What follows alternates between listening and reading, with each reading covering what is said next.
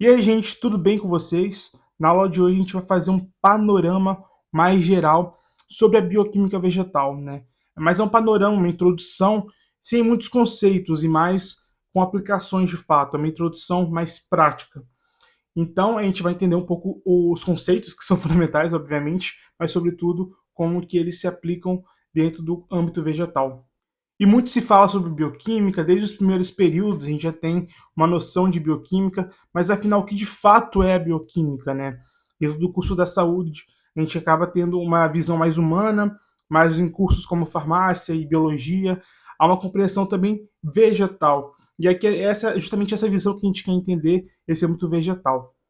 E basicamente a bioquímica é a área da ciência responsável por estudar as reações intracelulares. A cada milésimo de segundo no nosso corpo está acontecendo uma série de reações. Grande parte dessas reações acontecem dentro das nossas células. A bioquímica visa justamente entender essas reações, como elas acontecem e o que elas geram de consequências no nosso corpo, né? Os efeitos que essas reações vão gerar.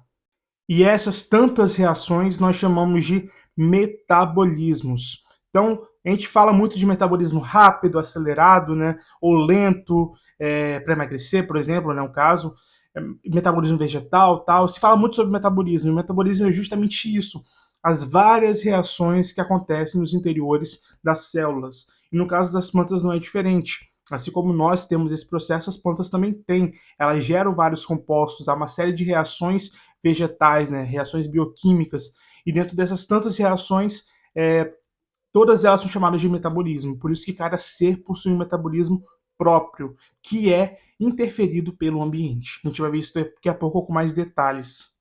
E o metabolismo, essas reações metabólicas, são ainda divididas em dois grupos, né? As de anabolismo e as de catabolismo. As de anabolismo dizem respeito às que vão gerar compostos, né? Ambas vão gerar compostos, essa é a realidade. Só que o anabolismo vai meio que juntar, né, compostos, enquanto o catabolismo vai fragmentar compostos. É como se uma fosse de formação e a outra de quebra. No caso de quebra, vai ser a de catabolismo. Ela vai catabolizar as coisas de fato. Então, essa é uma noção geral e nós vamos ver essas reações acontecendo frequentemente, tanto a âmbito humano, animal, quanto também a âmbito vegetal. E toda planta possui o que a gente chama de metabolismo primário, né, que é o metabolismo essencial para a sua sobrevivência. E nesse metabolismo ela vai gerar uma série de coisas, como proteínas, carboidratos, lipídios, né, os compostos que são essenciais para a planta, o que ela precisa para sobreviver, que é indispensável. E além disso, as plantas também possuem o que a gente chama de metabolismo secundário. Eu botei os dois primários, tá errado, pelo amor de Deus. O de baixo é secundário, tá, gente? Foi um equívoco aí na hora de montar. Só copiei e colei, não corrigi. Mas enfim, o metabolismo secundário ele gera compostos adaptativos, compostos frutos de uma adaptação da planta. Exemplo desses compostos são flavonoides, taninos, saponinas, cumarinas também, e vários outros, né, terpenos, enfim. E tudo isso justamente para favorecer a planta. E não se preocupe que existem momentos específicos para estudar cada tipo desses compostos, né? Geralmente se tem aula só de flavonoide, só de tanino, só de saponinas, né? A gente sempre tem uma aula para cada coisa. E é um conteúdo complexo, né? E alguns são mais simples, né? Mas alguns são realmente mais complexos de entender como que é a estrutura desses compostos aí. E enfim, né? Mas é uma área legal de se estudar. Dentro de fitoquímica, né? A gente acaba vendo uma visão mais geral sobre essas coisas, o que elas são, de uma forma bem geral, zona mesmo. E em farmacognosia, que é uma disciplina própria para estudar a farmacologia vegetal, a aplicação de compostos de metabolismo vegetal, nesses aí, dentro da farmacologia. Então, lá de fato a gente estuda um pouco mais aprofundado, entendendo como que eles se aplicam, um pouco sobre as questões gerais de efeito. Então, dentro de fitoquímica é mais um panorama geral de fato sobre como esses compostos são, como eles são formados, enfim, é uma parte mais geralzona mesmo. No metabolismo primário, a gente tem uma coisa que é chamada de distribuição universal. O que isso significa? Significa que grande parte das plantas do mundo, na verdade todas, né, vão ter um processo muito próximo, muito similar de produção de compostos, né? Todas vão produzir esses compostos essenciais, porque é essencial para todas elas, de diferentes formas, mas todas vão produzir. Mas uma observação que eu faço diz respeito justamente à ambientação. Se eu tenho uma planta em um lugar que é mais frio ou mais quente, isso pode interferir na produção quantitativa de metabolismos, de metabólitos secundários, né? E se eu tenho uma planta, por exemplo, que está no solo, que é carente de certos nutrientes, certas matérias-primas, também posso ter a deficiência para a formação de alguns compostos de metabolismo primário, assim como de secundário também, né? Mas um exemplo bem clássico, né? Uma receita de bolo. Eu vou fazer um bolo de chocolate. Só que eu não tenho ovo, eu não tenho farinha, eu não tenho chocolate. Tem como eu produzir esse ovo? Esse ovo não, nesse bolo? Não tem. Não tem como produzir. A não ser que eu use coisas muito aleatórias, mas não tem. Então, a bioquímica é a mesma ideia. A gente precisa de ingredientes para formar compostos, né? A gente precisa de reagentes para formar produtos. É reação, gente, é química. Então, se eu não tenho os reagentes que a planta necessita para formar compostos, consequentemente, eu não vou ter a formação desses compostos. Logo, o solo, a ambientação de uma forma geral, tudo pode interferir diretamente na produção desses compostos. Um caso bem interessante, por exemplo, que inclusive foi estudado por Darwin, ele que relatou isso primeiramente, e está lá no compêndio, né, do livro dele, Origem, Adaptações das Espécies, Evolução das Espécies, diz justamente sobre as plantas carnívoras, né? O que são as plantas carnívoras? Elas comem insetos na maioria das vezes. E o que Darwin percebeu? Essas plantas elas estavam em solos que eram pobres em nitrogênio. Para quem não sabe, o nitrogênio é uma matriz muito importante dentro da química orgânica, para a gente formar compostos orgânicos. A gente estuda muitos compostos nitrogenados na faculdade, por exemplo, né, quando a gente está estudando química orgânica. Por exemplo, aminas, amidas, iminas, por aí vai, tem um monte.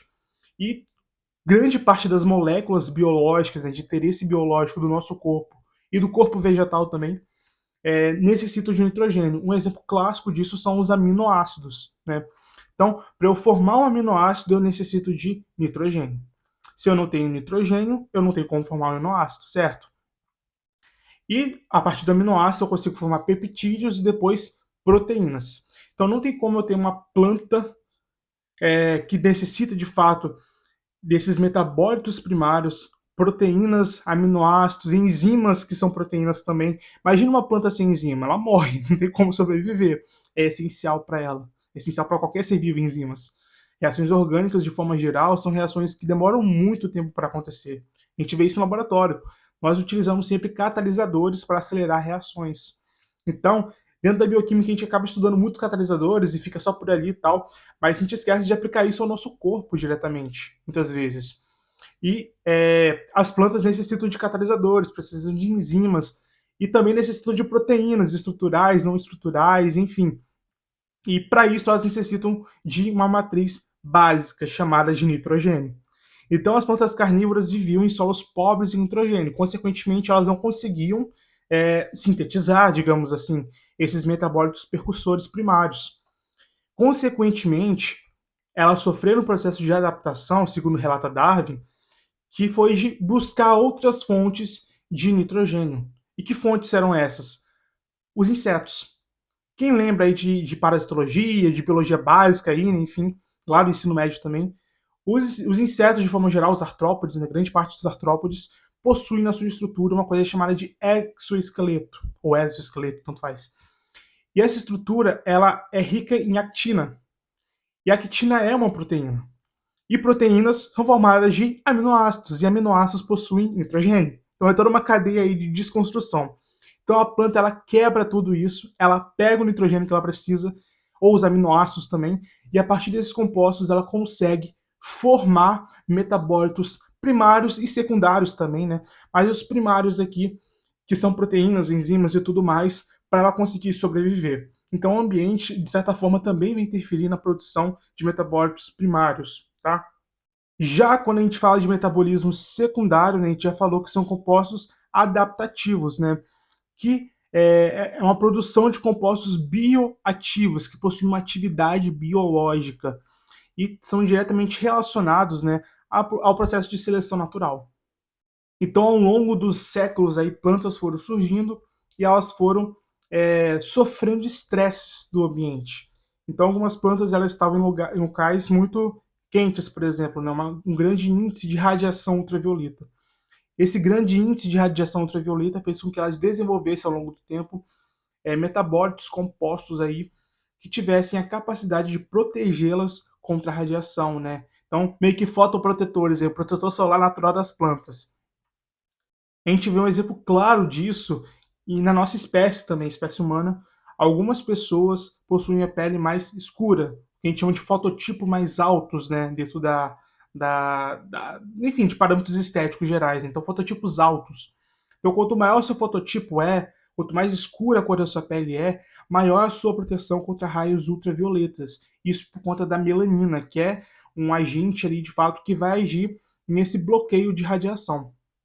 Eu, por exemplo, tenho um fototipo mais baixo, eu sou bem branco.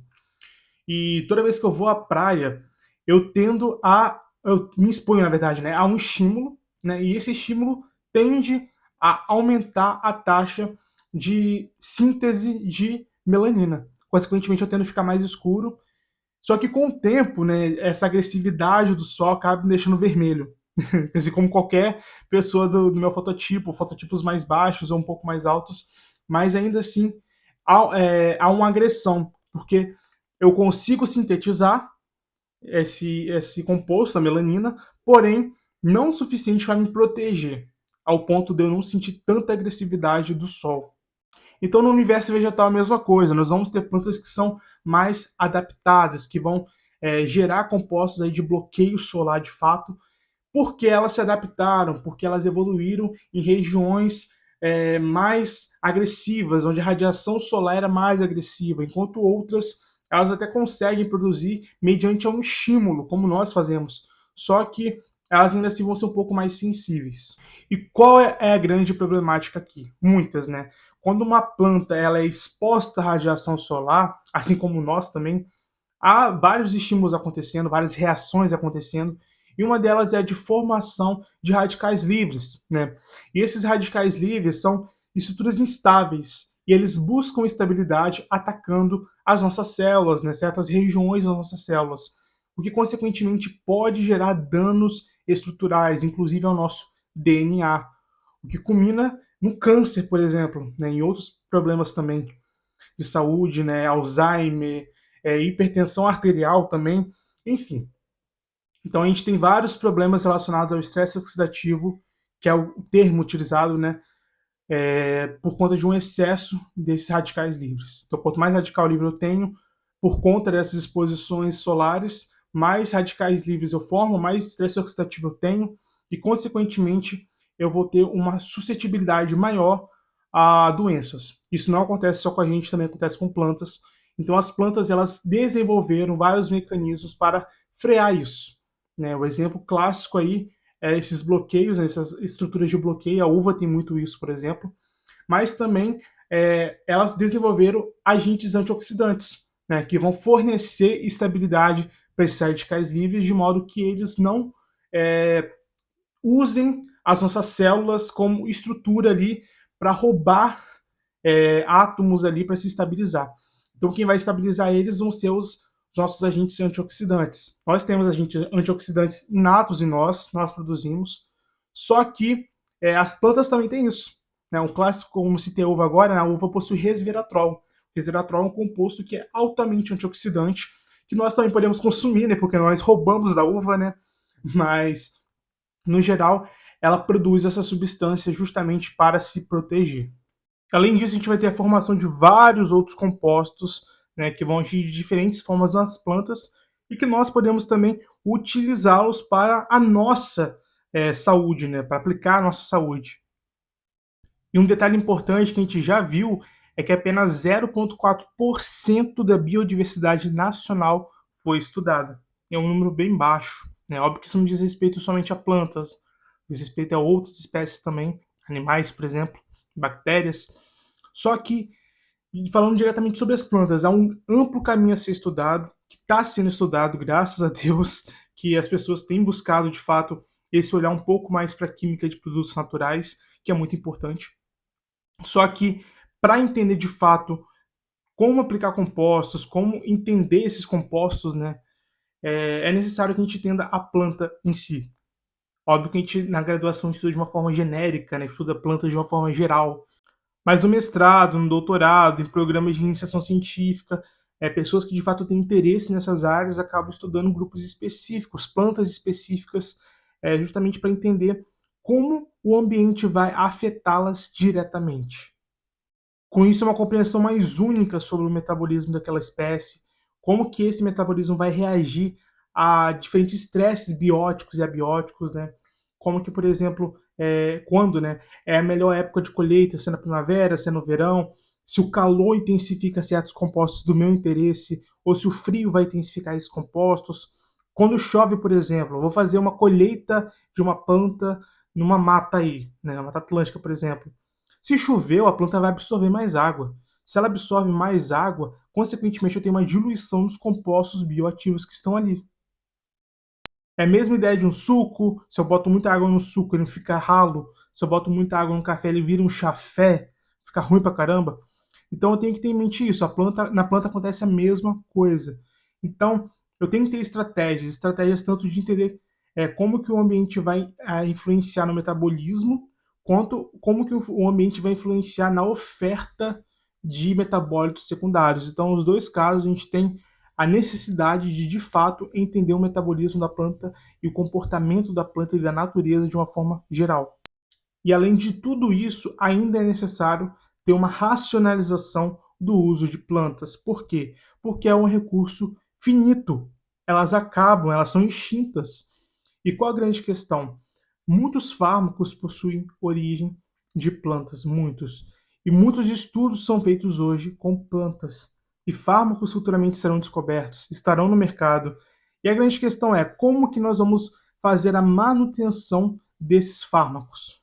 Um exemplo que eu gosto de dar é do Doxel, da Doxel, não lembro qual é exatamente, eu acho que é da Doxel. Mas enfim, é um medicamento para câncer, ambos são, né, medicamentos para câncer de mama, que também se aplica aos ovários. E a maior problemática relacionada aos cânceres femininos hoje é justamente o câncer de mama. De todos os cânceres, na verdade, é o câncer mais comum que existe hoje. E no momento que se descobre um medicamento que tem um alto potencial terapêutico sobre essa doença, que é a doença mais comum, né? A gente começa a ter um vislumbre aí muito interessante. Poxa, é uma possível cura para alguém, é um possível tratamento, uma melhora para alguém. Então, vamos embora, né? Vamos embora, vamos curar as pessoas. Óbvio que a indústria não pensa assim, a indústria pensa, caraca, eu vou vender muito, já que o tipo de câncer é mais comum, vou ganhar muitos dinheiros. Só que a gente tem uma visão um pouco romântica ainda. Geralmente os pesquisadores têm essa visão romântica, né? A indústria só quer vender. Mas enfim, é uma cura para a pessoa, é um tratamento para a pessoa, transforma a vida da pessoa, transforma a vida da família da pessoa. Então, bora produzir, bora fazer. Então, se extraía esse princípio ativo de uma árvore, de uma casca da árvore, e começaram a produzir em massa. A indústria quer ganhar dinheiro.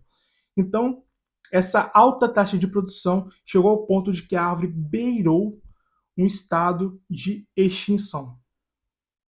E aí mora o problema, né? Quando a indústria viu essa situação, que a matriz primária para ela faturar os dólares infinitos dela estava ameaçada e ao mesmo tempo viu que isso era um problema seríssimo, porque representa um prejuízo econômico absurdo, ao mesmo tempo que representa um prejuízo terapêutico muito maior. E é um caos. É um caos. O que a gente vai fazer?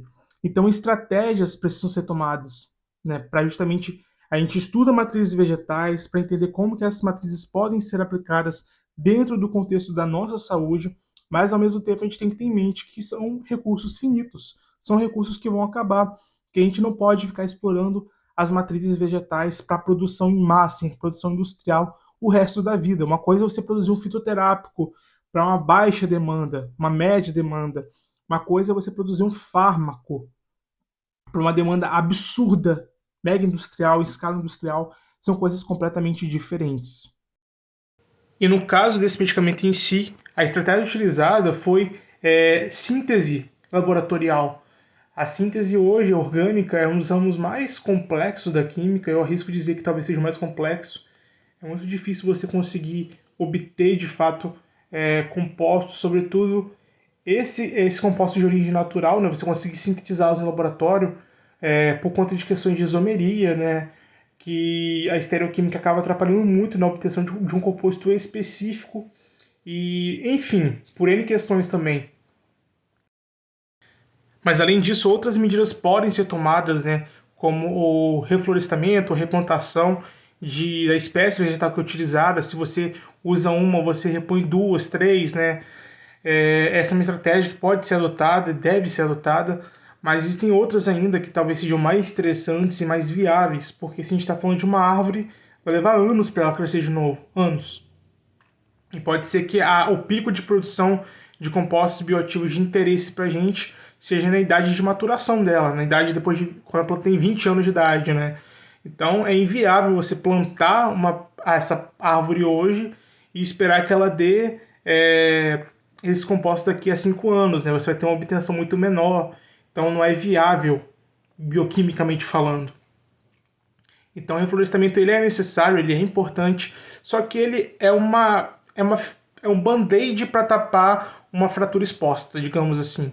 Ao mesmo tempo que ele é essencial, ele é uma medida muito fraca, né? Muito fraca no sentido de que a indústria vai continuar consumindo matriz orgânica. E uma estratégia que pode ser adotada hoje, já vem sendo adotada por alguns pesquisadores, está começando a chegar na indústria hoje, é a utilização de culturas de células-tronco vegetal. O que é isso? Meu Deus do céu. Você vai no mato, você pega a planta que você quer e você leva ela para o laboratório e cultiva essa planta em meio de cultura vegetal, né? Faz um meio de cultura vegetal. Você consegue obter todos os compostos dessa planta, todos, somente com esse meio de cultura. Ali você consegue simular um ambiente biótico, né? Você consegue gerar estresses, você consegue gerar calor, frio, mudar a temperatura, né? Gerar nutrientes ali, né, para a planta.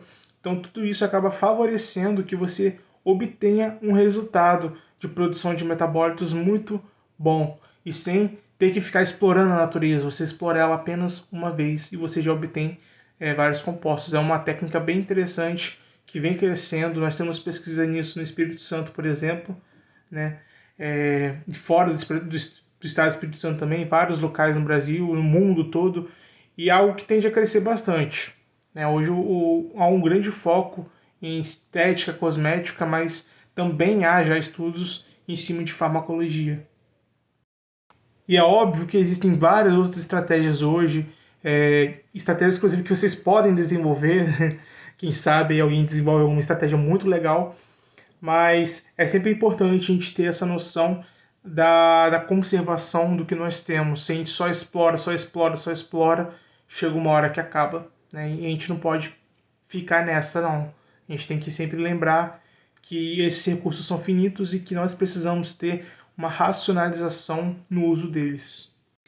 E para a gente finalizar aí uma frase, né, um termo muito usado por Darwin, né, não é sobre ser o mais forte, e sim sobre se adaptar. Assim como as plantas se adaptaram, gerando compostos bioativos, os quais nós utilizamos hoje, nós também precisamos nos adaptar para usá-los de forma racional e utilizar diversos mecanismos, sobretudo os biotecnológicos e os químicos, para que nós possamos ter um equilíbrio, né, da natureza, ter um equilíbrio de forma que nós consigamos obter compostos sem destruir, né, a natureza de uma forma total.